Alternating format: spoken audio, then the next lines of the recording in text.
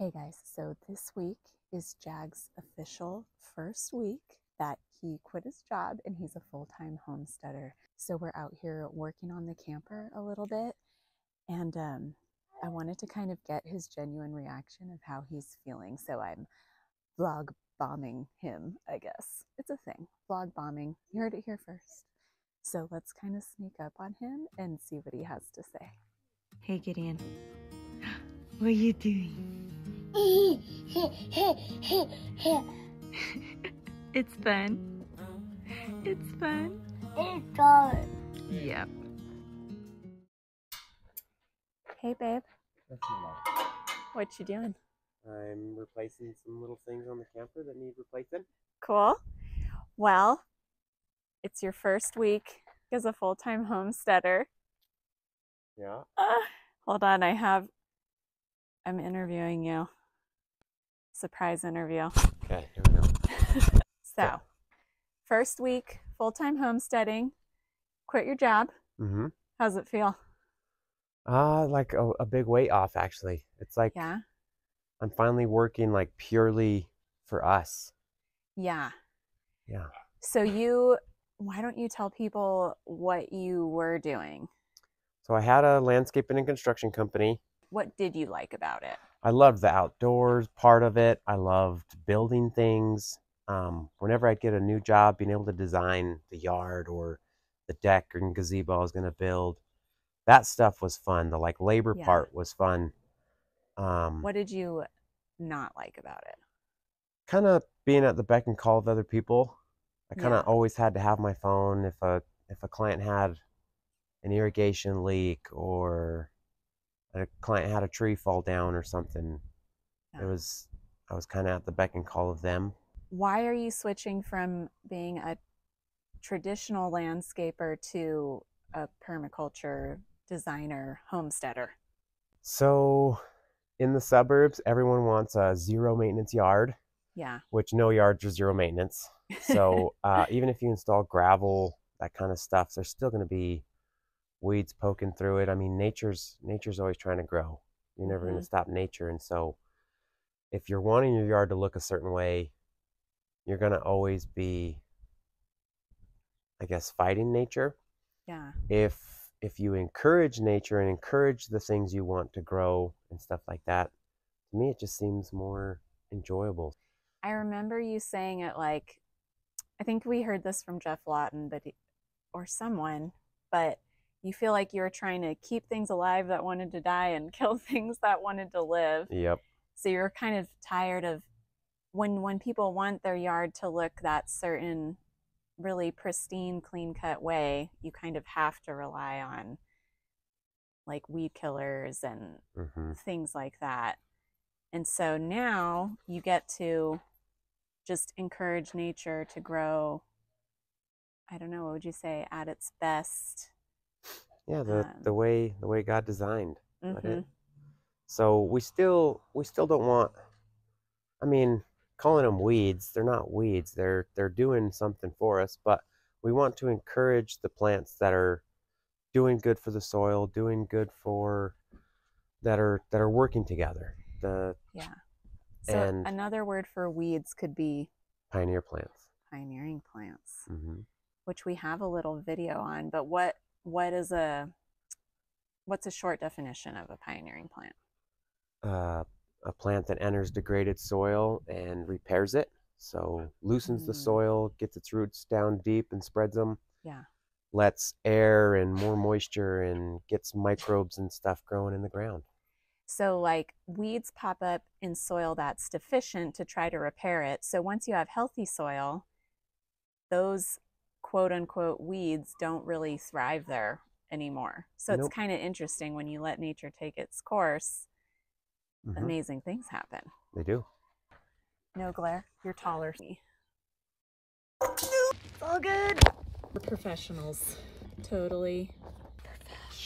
We're all in it now. Yeah. Okay. So, people might be wondering, if you're not working anymore, well, you are working because you're a full-time homesteader, but if you quit your job in Las Cruces, what are we going to do for money when we go Homestead. So I guess I'll start with mine because it's simple. I'm a nurse, and I've been a nurse the last 7 years. I've done quite a few things, mostly inpatient, mostly in the ICU, which, yeah, I was in a COVID ICU the whole time. It was crazy. People are probably sick of hearing about that, which I totally, trust me, I understand. But if anyone is interested in hearing about that, I guess from an insider perspective, that's something we could talk about later. Anywho, I'll also be quitting my job here in Las Cruces, but there are a few options within a drivable distance from us, or I could do remote nursing, or another thought I had was maybe doing 1 to 2 travel assignments a year. But we're probably going to take a little break, hopefully for a month or two, just to kind of get things up and running. And we're going on a big road trip before we really settle down, just to celebrate. And we'll make videos about that. We're going up to Oregon to visit friends. So basically, the month-to-month expenses initially, while we're not making money from the homestead, will be covered by my nursing job. And you know, Jagg and I, we've always been a team, and I feel like there have been times where we've gone back and forth, like who's working full-time, who's working part-time, and vice versa, especially since he was building up his business. You know, in the beginning, you're a little bit less busy than at the end. It was really thriving. So that's our plan for our month-to-month expenses. And then also, we are selling our house. So what are we hoping to do? Like with the funds from the house, that's really supposed to go to kick off builds on the homestead. So we're hoping that that's going to be kind of a separate budget from our month-to-month expenses. And then what are a few other ideas we had? Because I guess I should say, we're really trying to look at the homestead as a business. And so, you know, in permaculture, we talk about supporting the structure of your land with a web. So every element is part of that web. And if 1 or 2 or 3 things fail, you still have a supportive structure. So we want to have a lot of elements to our financial web, I guess you'd call it, so that if 1 or 2 things fail, that's okay. We have other things attached. The land we got was originally part of a parcel that my wife's family bought back in the 70s. So the ranch house needs a lot of remodel work done. It's kind of not livable in right now. It's historic. It's historic. Yeah. So I already have experience in construction remodels, and so that's something that one of the aunts has already approached me about. What about some ideas we've talked about as far as making money with our actual homestead? We've considered excess produce from the homestead to sell, either veggies, eggs, things like that. Yeah, so maybe doing a farm stand, or looking into local farmers markets. We've also, because, you know, we really want to be involved with the community. Community is so important to us. And since I do have history there, living there basically all my elementary school years, we do have friends there and some family that are still there. And so we'd love to maybe get involved with the community or the youth at some point in the future, doing workshops, like homesteading workshops, or maybe a homesteading summer camp.